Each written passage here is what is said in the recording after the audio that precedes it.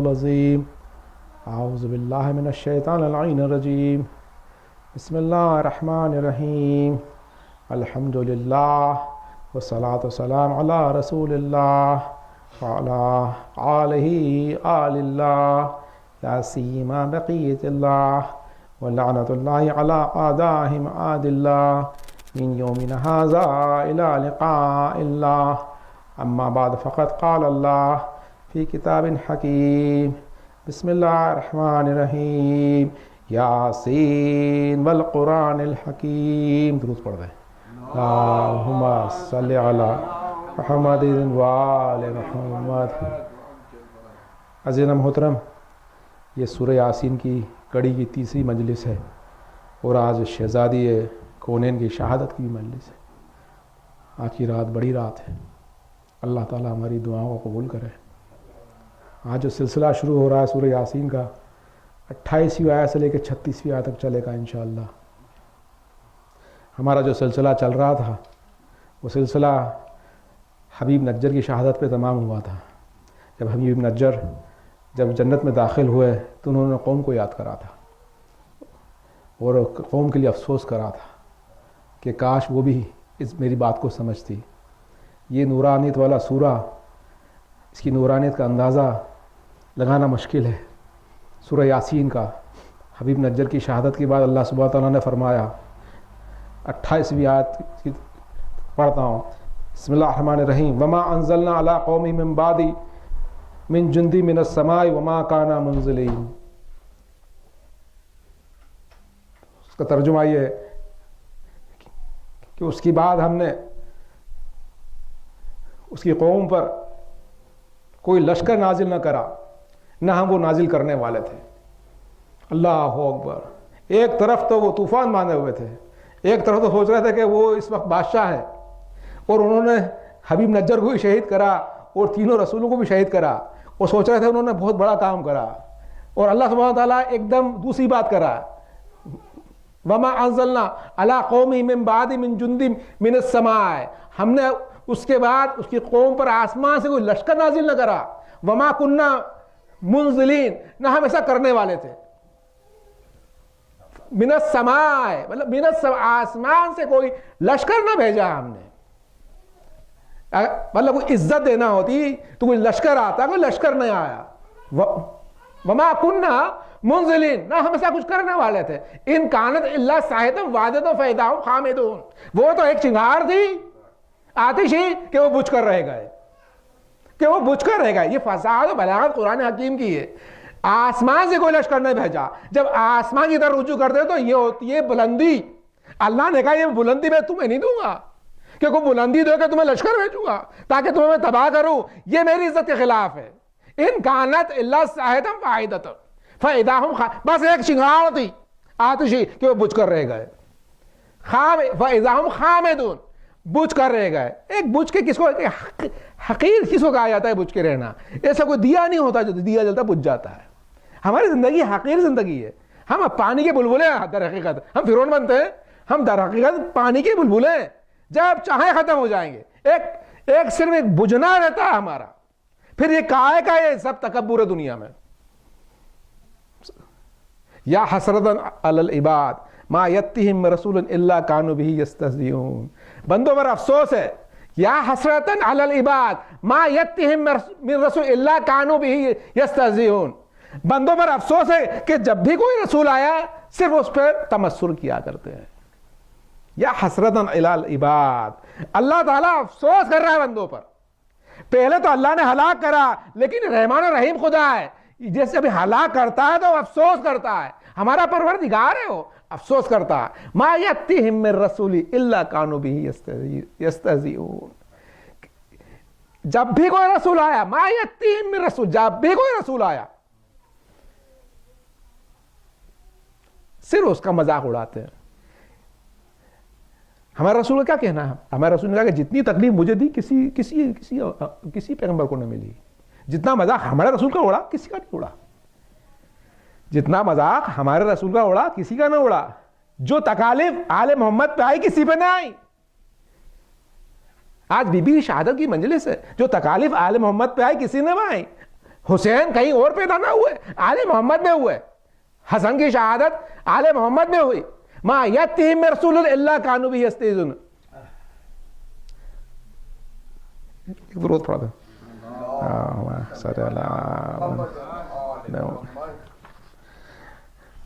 علم یروا کم اہلکنا قبلہم من القرون انہم الیہم لا یرجعون. اللہ اکبر،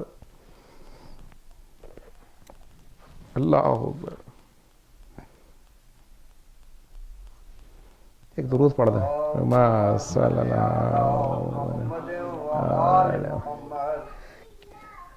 علم یروا کم اہلکنا قبلہم من القرون انہم الیہم لا یرجعون.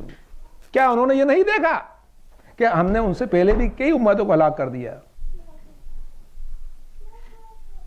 وَأَنَّهُمْ إِلَيْهِمْ لَا يَرْجِعُونَ، اور وہ ان کی طرف لوٹ کر نہ آئیں گے. اللہ اکبر. أَلَمْ يَرَوْا كَمْ أَهْلَكْنَا قَبْلَهُمْ مِنَ الْقُرُونِ أَنَّهُمْ إِلَيْهِمْ لَا يَرْجِعُونَ. فرعون چلے گیا،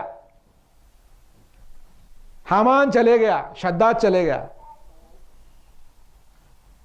صدام چلے گیا، یزید چلے گیا.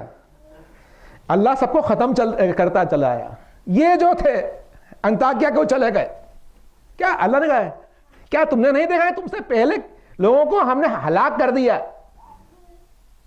اور وہ تمہاری طرف پھر لوٹ کے نہیں آئیں گے. انہم الیہم لا یرجعون، وہ تمہاری طرف لوٹ کے نہیں آئیں گے. اللہ اللہ. جب ہم برزخ میں جاتے ہیں نا، قرآن میں آیت ہے، برزخ میں جب جاتا ہے انسان تو دعا کرتا اللہ تعالیٰ پھر بھیج دے دنیا میں. ایک بار جب روح نکلتی نا، جب روح نکلتی نا تو روح نکلتے ہی یہ احساس ہوتا ہے کہ ہائے کیا ہو گیا، ہائے کیا ہو گیا، اب کیسے جائیں گے واپس، اب کیسے عمل کریں گے، اور کبھی واپس نہیں آتے. جب اذیت پڑے نا منافقوں سے اور کافروں سے تو سوچ لے انسان کہ یہ بس چند دن کی دنیا واپس نہ آنا ہے، جم کے حملہ کر دو، جم کے حملہ کر دو. یہ جب قبض ہو گئی تو ہو گئی، قبض ہو گئی تو ہو گئی، پھر نہیں آنا ہے. آج کا دن دیکھا کل کا نہ دیکھا ہے. ایک بار قبض ہو گئی تو ہو گئی، پھر نہیں آنا ہے. کیا تم نے دیکھا نہیں کہ وہ پھر واپس پلٹ کے نہ آئیں گے؟ انطاکیہ والے جو گاؤں والے سو گئے تو سو گئے، پھر وہ جیئیں گے نہیں. وَإِن كُلٌّ لَمَّا جَمِيعٌ. درود پڑھ دے.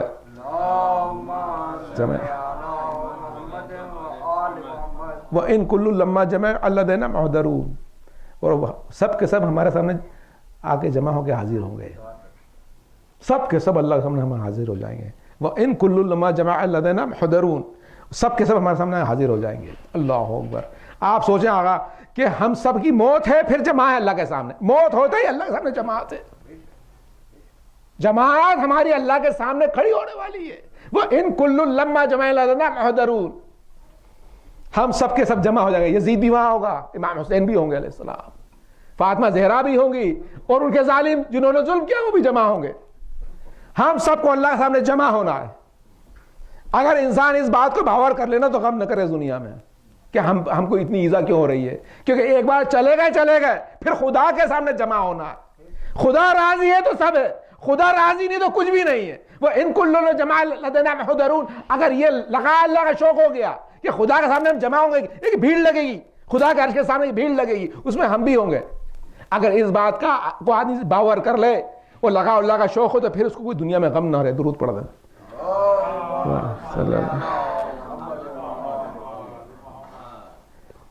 اللہ سبحانہ تعالیٰ نے جب یہ ہلاکت کی جو باتیں کری اور جمع ہونے کی باتیں کری، جمع ہونے کی باتوں کے بعد اللہ پھر خلقت کی باتیں شروع کر دیتا ہے. سبحان اللہ. اللہ سبحانہ تعالیٰ جہاں ہلاکت کی بات کرتا ہے وہ خالق ہے، خلقت کی بات کرتا ہے. جب غضب کی بات کرتا ہے تو رحمت کی بات بھی کرتا ہے. یہی تو اللہ کی ذات والا ہے کہ اس میں ہر چیز ہے، اس میں ہر چیز ہے. جب قہار اور جبار ہوتا ہے، ابھی قہاریت، جب باریت ہوئی پھر اس کا رحمت شروع ہو جاتی ہے. یہی تو اللہ کی یہ جو کہ یہ جو ہے ربوبیت، اس میں ہر چیز شامل ہے. درود پڑھ دیں.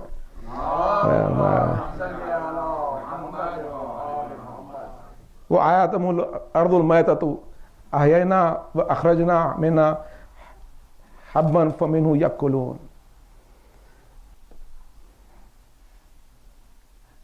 اور اس میں سے ہم نے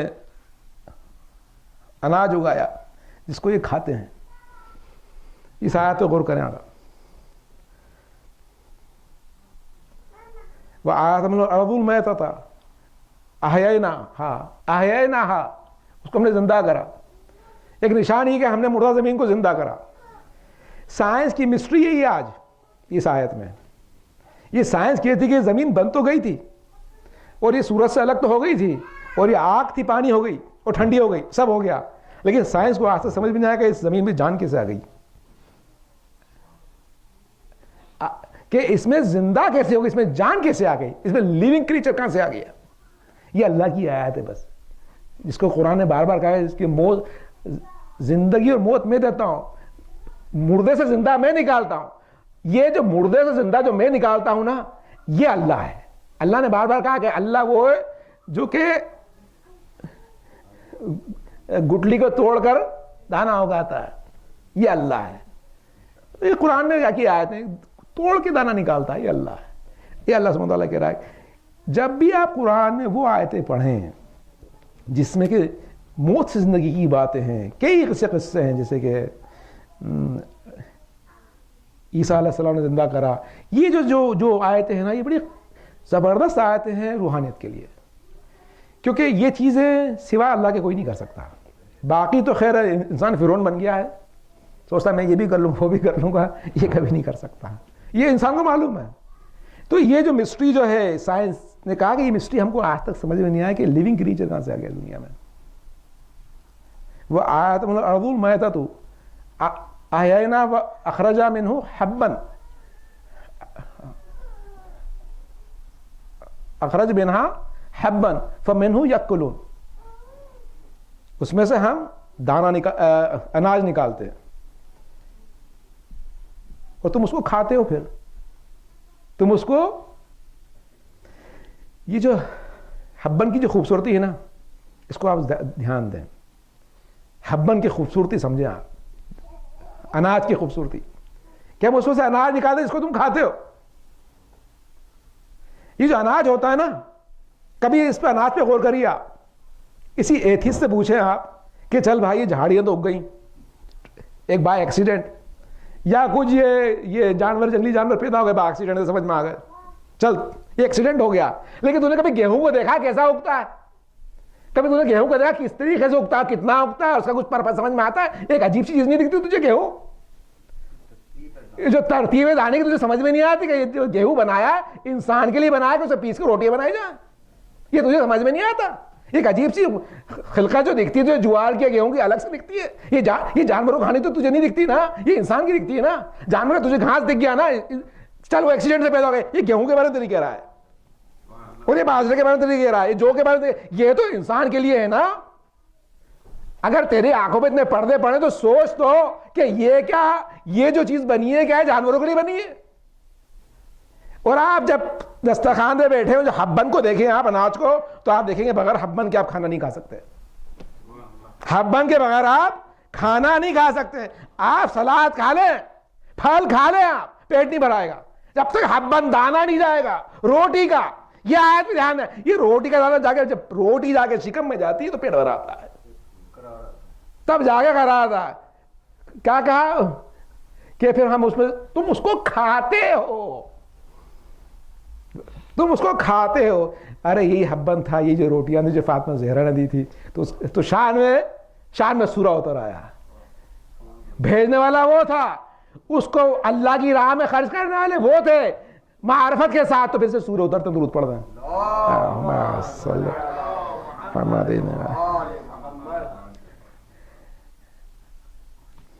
وَجَعَلْنَا فِيهَا جَنَّاتٍ مِّن نَخِيلٍ وَأَعْنَابٍ وَفَجَّرْنَا فِيهَا مِنَ الْعُيُونِ. اور پھر ہم نے اس میں کھجوروں اور انگوروں کے باغ پیدا کر دیے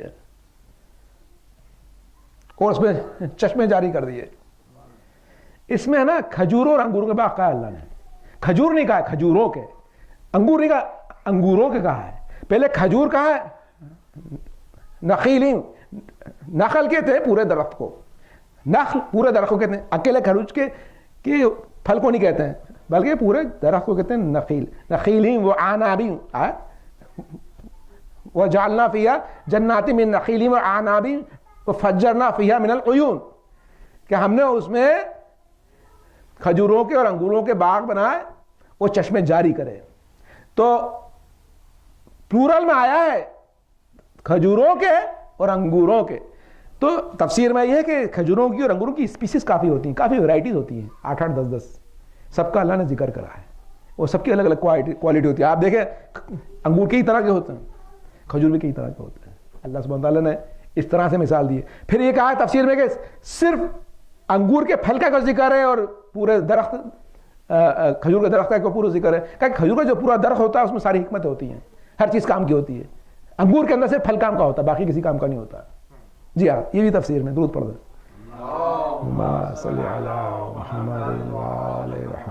پھر کیا کہا کہ یہ ان دو ہی پھلوں کا نام کیوں ہے ایک دم سے؟ کہ یہ دونوں جو پھل جو ہے کمپلیٹ فوڈ ہے, یہ کمپلیٹ فوڈ ہے. یہ آپ کھاؤ تو اس میں کمپلیٹ وائٹامنس ہر چیز ملتی ہے. اس سے کمپلیٹ فوڈ سائنٹیفکلی پروون. دوسرا کیا کہ اس کو آپ ڈرائی کر کے سال بھر رکھ سکتے ہو. مطلب اس میں الگ الگ حکمتیں دونوں پھلوں میں, دونوں کو آپ سال بھر رکھ کے پیٹ بھر سکتے ہو, آپ کا کمپلیٹ فوڈ ہے. آگے کیا ہے سمجھاتی ہے, لِيَأْكُلُوا مِن ثَمَرِهِ وَمَا عَمِلَتْهُ أَيْدِيهِمْ أَفَلَا يَشْكُرُونَ, تاکہ تم اس کے پھل کھاؤ اور تمہارے ہاتھوں نے اس کو تو بنایا نہیں, پھر تم شکر کیوں نہیں کرتے ہو؟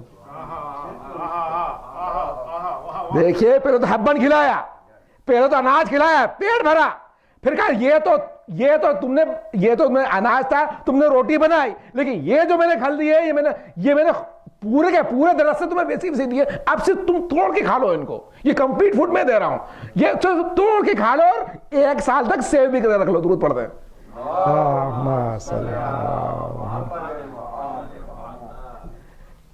سبحان الذی خلق الازواج كلها مما تنبت الارض ومن انفسهم ومما لا يعلمون. درود پڑھ دیں. اللهم صل على محمد وآل محمد. وہ ذات پاک ہے جس نے ہر چیز کے جوڑے بنائے. مما تنبت الارض, زمین سوکھنے والی ساری نباتات کے اور تمہارے خود کے اور ان چیزوں کے جن کو تم جانتے بھی نہیں, سب کے جوڑے بنائے. اللہ اکبر. مما تنبت الارض من انفسهم مما لا يعلمون, جس کو تم جانتے بھی نہیں سب کے جوڑے بنائے. سبحان اللہ دی, خود کی تعریف کری اللہ نے. سبحان اللہ دی, وہ ذات پاک ہے جس نے ہر چیز کے جوڑے بنا. اللہ نے ہر چیز کا جوڑا. خلق الازواج کلھا کے ازواج سوائے خدا کی ذات کے. اللہ واحد وہی ہے بس, باقی سب کے اللہ نے جوڑا بنا دیا ہے. مما تنبت الارض ومن انفسهم مما لا يعلمون, یہ ما لا يعلمون قیامت تک کے لیے. قیامت کے دن اگر 1 لاکھ سال بعد قیامت آیا, اور ہو سکتا ہے اپن کئی گیلیکسیز میں چلے گئے, اس کے بعد یہ آیت یہ آئے گی ما لا يعلمون. اللہ اکبر. ابھی پھر بھی نہیں معلوم پڑے گا کس کسی جوڑے پر باقی رہ گئے جو اس مخلوق کو سمجھ میں نہیں آیا. تفسیر میں یہ ہے کہ یہ دیکھیے 1400 یہ قرآن کا معجزہ ہی آیت. مما تنبت الارض جو ہے نباتات کے جوڑے بنائے, یہ پہلے کا سمجھ میں آتا تھا 14 سال پہ کہ نباتات کے ان سے جوڑے ہوتے ہیں. یہ باٹنی سے ابھی معلوم پڑا نا, اینڈروشیم گائنوشیم, یہ تبھی معلوم پڑا نا. میل پلانٹ فیمیل پلانٹ یہ پہلے کا معلوم تھا, یہ اینڈروشیم گائنوشیم کا معلوم تھا, یہ تبھی معلوم پڑا. پہلے پڑھ لیتے تھے پڑھنے والے مما تنبت الارض, سمجھ میں نہیں آتا کیا ہے. آج سمجھ میں آ رہا ہے, یہ قرآن کی صداقت سمجھ میں آ رہی کہ جوڑے ہیں ان پلانٹس کے, پہلے تو کبھی سمجھ میں نہیں آتا جوڑے ہیں. وہ من انفسہم, ہمارے مرد عورت کے جوڑے ہیں. وہ مما لا یعلمون, ان کے جوڑے جن کو تم جانتے نہیں ہو. کتنی کریشنز ہے یونیورس میں جن کو ہم کچھ بھی نہیں جانتے. ہم تو ایک چھوٹے سے ببلے میں رہتے ہیں. کیا کیا کس کو معلوم ہے سوا اللہ کی ذات کے, اہل البیت کے, اطہار کے. یہ جو تفسیر میں یہ بھی کہ جو ایٹم ہوتا ہے, ایٹم کے اندر پروٹون اور الیکٹران ہوتا ہے, یہ بھی تو جوڑے ہیں. یہ بھی جوڑا, ہر جگہ جوڑا ہے. جوڑا اللہ نے ہر چیز کا جوڑا ہے, بغیر جوڑے کا خدا بند کریم ہے. آج جس جوڑے کا ذکر ہے وہ اہل البیت کا جوڑا ہے. جوڑے کئی ہوئے, لیکن ایسا جوڑا کائنات میں نہ ہوا جو کہ علی اور فاطمہ کا جوڑا ہوا. صلی اللہ محمد وآل محمد. ایسا جوڑا آج تک کائنات میں نہیں ہوا کہ اہل البیت اطہار کے 5 فردوں میں سے 2 کی شادی ہو گئی. پاک و پاکیزہ اہل البیت کا 5 فرد، اس میں سے 2 کی شادی ہوئی. یہ جو جوڑا ہے، ایسا جوڑا سبحان الذی خلق الازواج کلھا مما من انفسہم مما لا یعلمون، اہل البیت کا جو جوڑا ہے، یہ جو علی اور فاطمہ کا جوڑا ہے، ایسا کوئی جوڑا نہ ہوا نہ ہوگا. اس جوڑے کو سمجھنے کے لیے تھوڑا عقل چاہیے، ہر ایک ویسا کام نہیں ہے، اس کے لیے تھوڑی معرفت چاہیے. تھوڑا سا ٹائم لوں گا آج میں انشاءاللہ، تھوڑی مجلس ہو سکتا ہے 10 منٹ لمبی ہو جائے.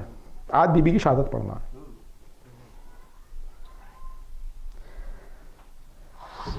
سورہ آل عمران کا سہارا لوں گا میں آج انشاءاللہ.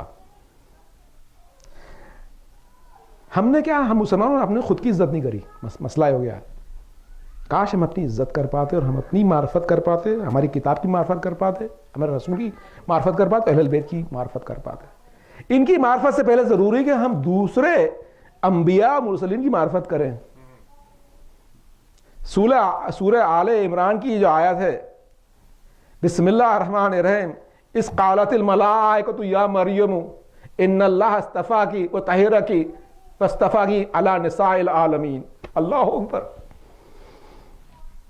یہ جو ہے نا سورہ آل عمران، اس میں جو گروہ جو ہے نا، یہ گروہ کون سا گروہ ہے؟ اس میں مریم، ان کے بیٹے عیسیٰ علیہ السلام، اور پھر عمران مریم کے والد، پھر زکریا اور یحییٰ، یہ پورا گروہ ہے.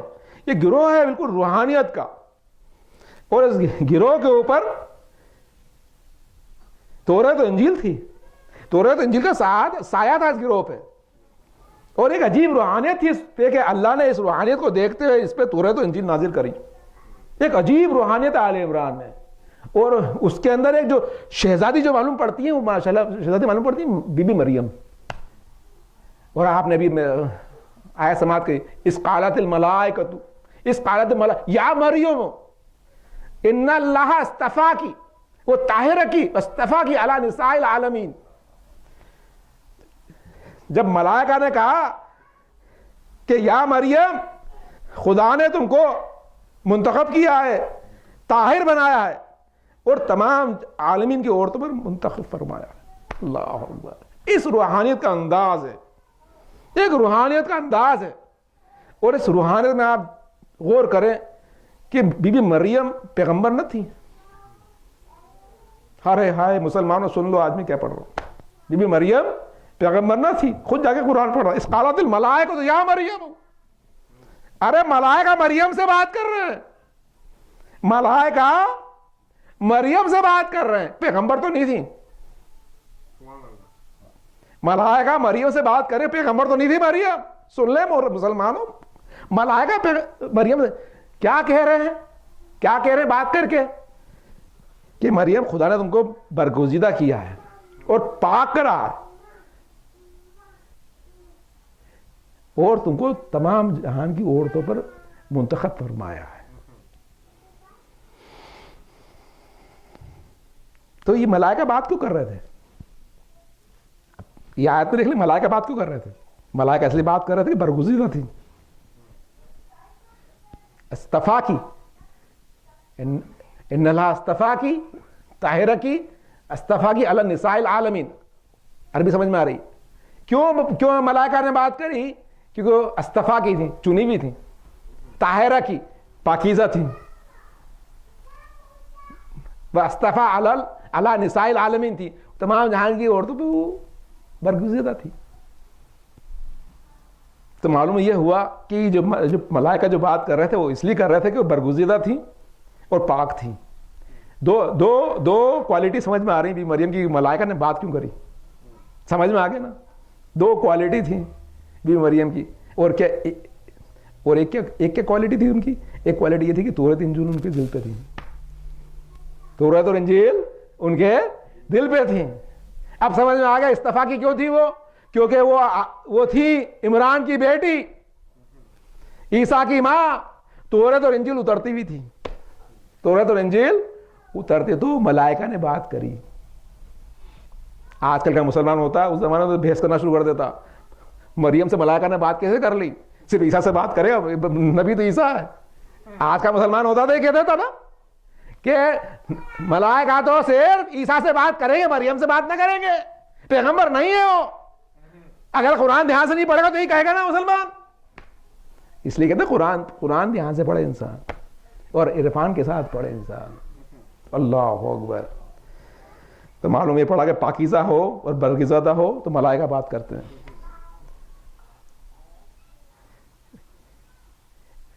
بی بی فاطمہ کے لیے ایسی کوئی آیت نہیں آئی کہ اللہم صلی اللہ محمد وآل محمد کہ وہ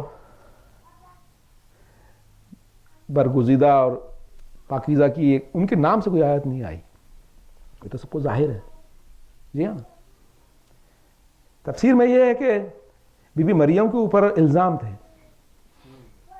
یہود نے الزام لگایا تھا, اس لیے اللہ تعالیٰ کو ظاہر کرنا پڑا. بی بی زہرا سلام علیہ, ان کی جو عزت و شان تھی وہ اتنی اعلیٰ تھی کہ اس طرح کی بات کرنے کی ضرورت نہیں تھی. اس طرح کی اللہ کو بات کرنے کی ضرورت نہیں تھی.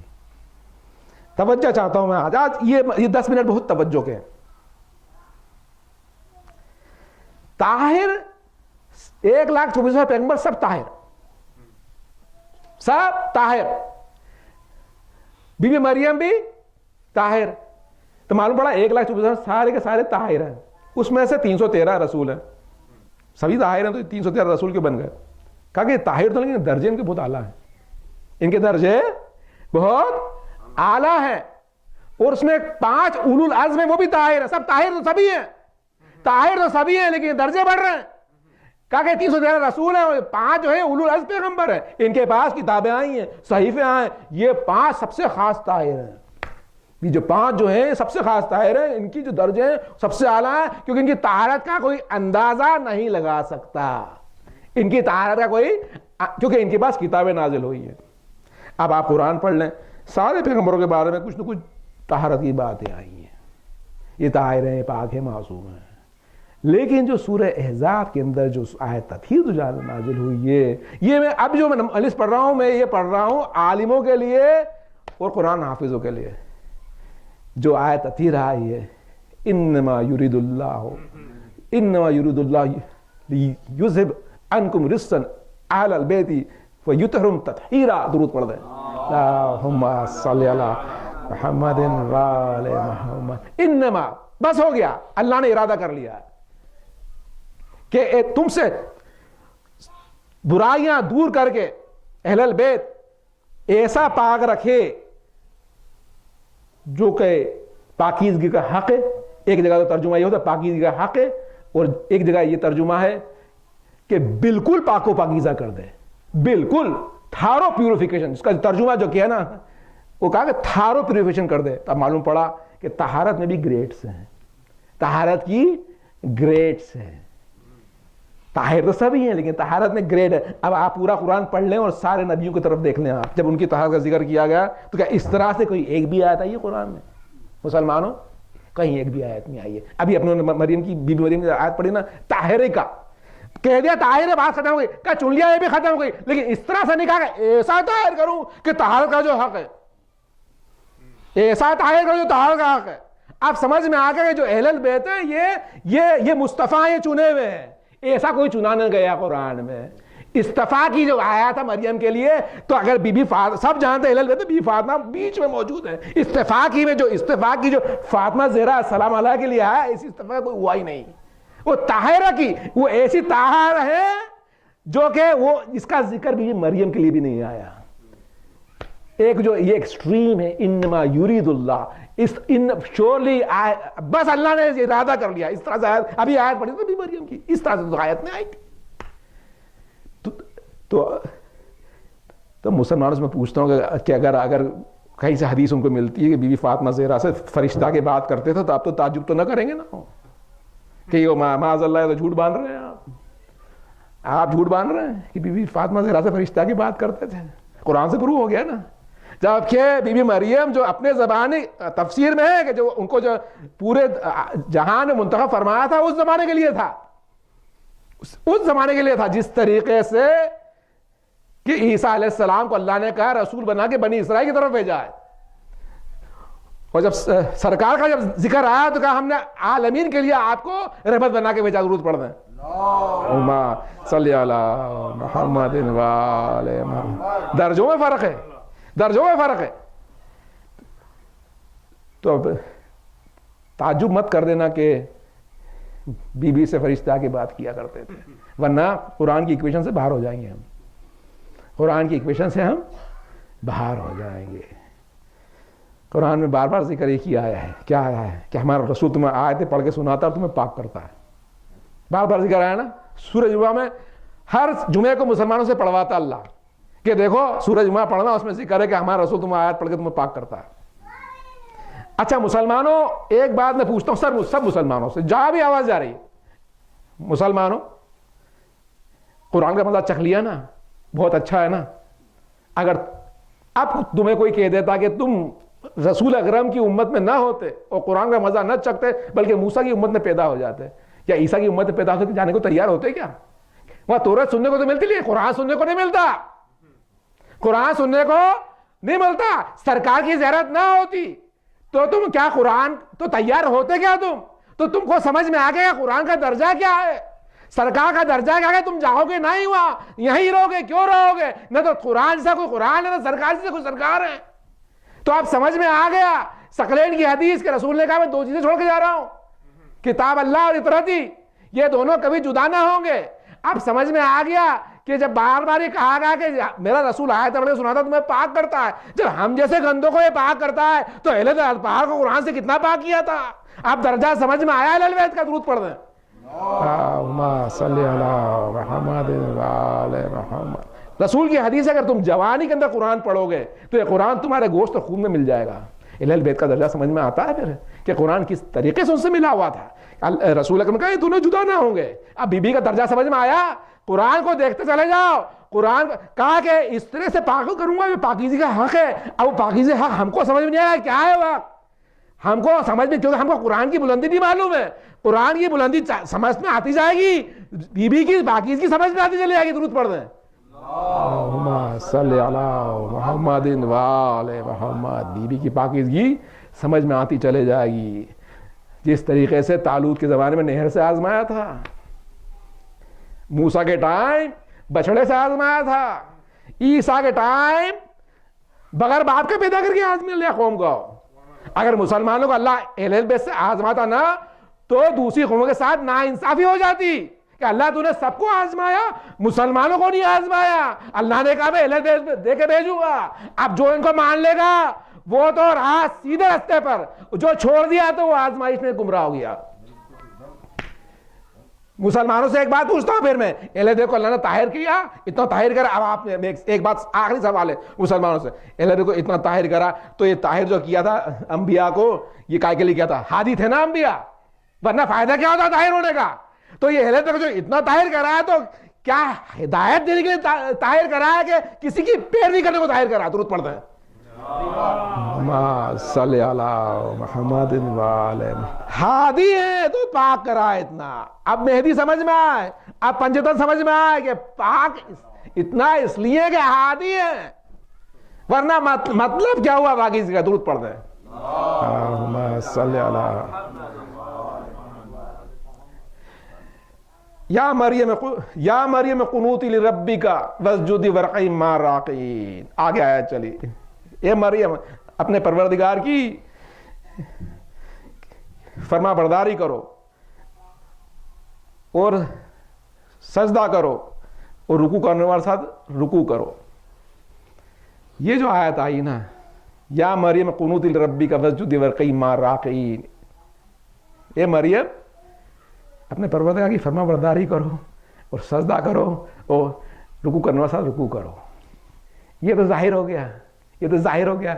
بی بی مریم کی باتیں اللہ نے ظاہر کر دی، بی بی زہرا کی باتوں کو اللہ چھپایا ہے. اس کی تفسیر جو ہے نا اس آیت کی بی بی زہرا ہے. اللہ نے کہا کہ مریم فرما برداری کرو، سجدہ کرو، رکوع کرو. تو یہ تو ہوا بی بی مریم کے لیے. بی بی فاطمہ کے لیے صرف یہ کہا کہ نام زہرا ہے، چمکنے والی چیز. یہ زہرا نام کیوں رکھا اللہ نے؟ کیوں یہ چمکتی نہیں، جب یہ رکوع کرتی تھی، سجدہ کرتی تھی تو ایک نور جاری ہوتا تھا. تو اللہ نے کہا کہ اب میں آیت تو نازل نہیں کروں گا لیکن نام دے دوں گا زہرا، کہ دیکھو جب یہ جب کرتی سجدہ، وہ جب یہ رکوع کرتی تو یہ چمکنے لگتا ہے سب. یہ جب ان کا حجرہ ہے نا چمکنے لگتا ہے. تو اس آیات کی تفسیر ہے بی بی زہرا کے مریم کے لیے تو ظاہر ہوا, زہرا کے لیے چھپ گیا, نام پڑھ دیا. ایک عزت اتنی, درود پڑھ دیں اللہم صلی علی محمد و آل محمد. یہ بی بی زہرا کی یہ ہماری زندگی نکل جائے, ہم اہل بیت کو سمجھ نہ سکیں گے. ہماری زندگی کا مقصد ہی ہونا چاہیے کہ اہل بیت کی کچھ معرفت لے لیں. ہائے قوم ان کی معرفت نہ لے پائی. اور جس طریقے سے جو ہوا, بی بی زہرا نے مولا متقیان کا جو حق طلب کرا تھا, یا حسرت علی العباد ما یاتہم من رسول الا کانوا بہ یستہزئون, بھی آیات میں نے پڑھی تھی. یہی حالت بی بی کی ہوئی. جا جا کے دروازے کھٹکھٹاتی تھیں. لوگ کہتے تھے کہ بی بی ہم آپ کی مدد نہ کر سکتے تھے, ہم آپ کی مدد نہ کریں گے کہ آپ کے شوہر کو ہم خلافت دلا دیں. ہاں ہے بی بی نے جو خلافت مانگی تھی اپنے شوہر کے لیے نہیں مانگی تھی, بی بی نے خلافت مانگی تھی قوم کی, امت کی رہنمائی کے لیے. ہائے ہائے وہ قوم آج تک گمراہ ہے. ہم نے اہل بیت کو چھوڑ کے جو گمراہی حاصل کری آج پوری دنیا میں ظاہر ہے کہ اگر دونوں لے لیتے کتاب اللہ اطرتی, تو آج جو حشر جو مصر کا اور پورے دنیا کا اور ٹینیشیا کا ہو رہا کہ مسلمان نہ رہ کے ٹیررسٹ جو بن گئے ہیں. ہائے ہائے یہ اہل بیت کو چھوڑنے کے نتیجے. بی بی کا غم یہ تھا غم. ہائے بی بی کا غم کیسا غم تھا کہ وہ آخری غم جب کہ رسول اللہ چلے گئے اور بی بی علیل ہوتی چلے گئیں, اور اتنی علیل ہوئی کہ ایک دن کا ایک وقت یہ آیا کہ بی بی حجرے میں تھی اور لوگوں سے ملتی نہ تھی, اور لوگ کہتے تھے اے ابو الحسن یہ اتنی روتی ہے کہ ہمارا جینا مشکل ہے, آپ ان کو مدینے کے باہر لے جائیں, وہاں جا کے گریا کرے. ہائے رسول کی لخت جگر کی یہ حالت ہو گئی تھی کہ لوگ بیزار ہونا شروع ہو گئے تھے. ہائے تکلیف اٹھاتے ایک وقت یہ آیا کہ مولا متقیان ظہر کی نماز پڑھ کر مسجد سے باہر آئے. ایک کنیز دو